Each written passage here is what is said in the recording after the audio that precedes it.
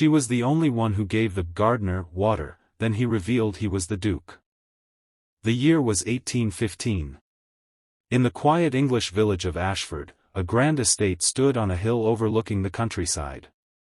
It belonged to the Duke of Ravensshire, a nobleman whom few had ever seen. Near the estate worked a mysterious gardener. He was tall and handsome, but his clothes were old and dusty. The villagers believed he was nothing more than a poor laborer, and most people ignored him. Only one person treated him differently. Her name was Clara Whitmore, the daughter of a struggling schoolteacher. Every morning, on her way to the market, she would stop by the garden and offer the gardener a glass of water. "Good morning," she would say with a smile. The gardener would accept the water gratefully. "Thank you, Miss Clara. Your kindness means more than you know." Clara never asked about his past. To her, kindness required no reason. One hot afternoon, Clara found the gardener sitting beneath an oak tree, exhausted from work. She handed him water and a small piece of bread. "You should rest," she said softly. He smiled. "You are the only person in this village who sees me as a human being." Clara laughed. "Everyone deserves respect, whether they are a duke or a gardener." The gardener's expression changed for a moment, as if he wanted to say something, but he remained silent. Weeks passed, and their friendship grew stronger. They talked about books, dreams, and the future. Clara was surprised by how educated the gardener was. He spoke of history, politics, and distant lands as though he had lived among nobles. One evening, Clara asked, "How does a gardener know so much?" The man smiled. "Perhaps I have lived many lives." Meanwhile, rumors spread through the village that the Duke of Ravensshire would soon return to his estate after years abroad. Everyone was excited, hoping to impress the wealthy nobleman. The next day, Clara went to the garden as usual, carrying fresh water. But the gardener was nowhere to be found. Instead, the estate was filled with servants preparing for the Duke's arrival. Confused, Clara returned home. The following morning, an elegant carriage stopped outside her small house. A servant stepped out. "Miss Clara Whitmore, His Grace, the Duke of Ravensshire, requests your presence at the estate." Clara was stunned. She had never spoken to a duke in her life.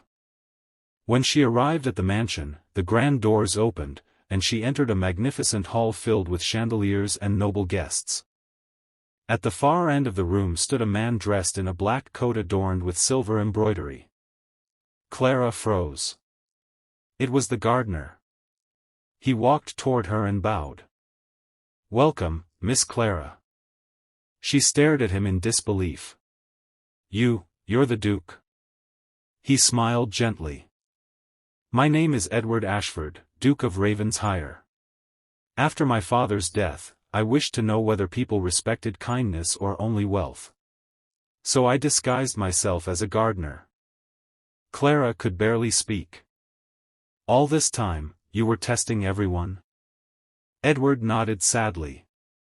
"Most people ignored me. Some mocked me. But you offered me water when I was thirsty.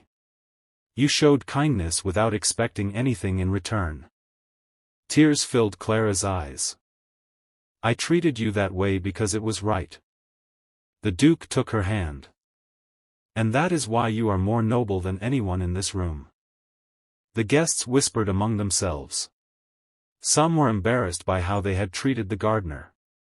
Over the following months, Edward and Clara spent more time together. He showed her the estate library, the rose gardens, and the lakes hidden within the forest. But not everyone approved.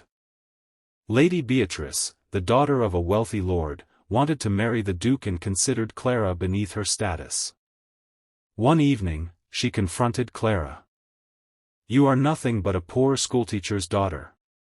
A duke could never love someone like you." Clara lowered her eyes. Perhaps Lady Beatrice was right. The next day, Clara decided to leave Ashford forever.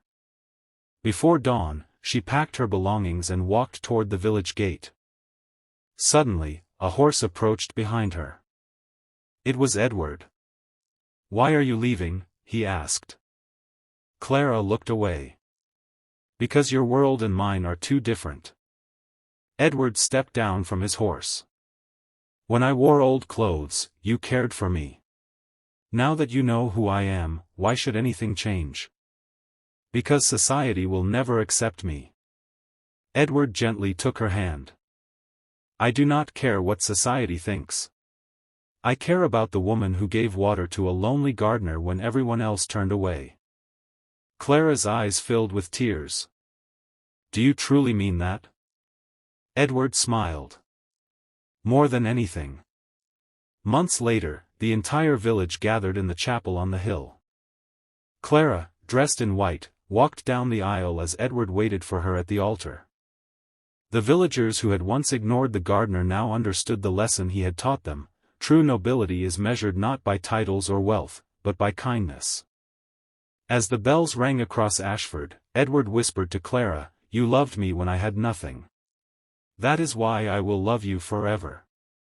And so, the girl who gave a stranger a simple glass of water became the Duchess of Ravensshire, proving that a single act of kindness can change a life forever.